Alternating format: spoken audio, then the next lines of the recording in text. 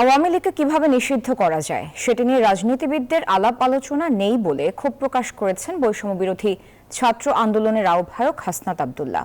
বিকেলে চুয়াডাঙ্গা শিল্পকলা একাডেমির মুক্ত মঞ্চে জাতীয় নাগরিক কমিটির মতবিনিময়ে তিনি কথা বলেন।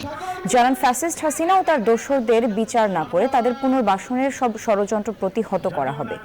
সভায় আরও বক্তব্য দেন বৈষম্য বিরোধী ছাত্র আন্দোলনের কেন্দ্রীয় সদস্য নুসরাত তাবাসসুম ও জেলা আহ্বায়ক আসলাম অর্ক।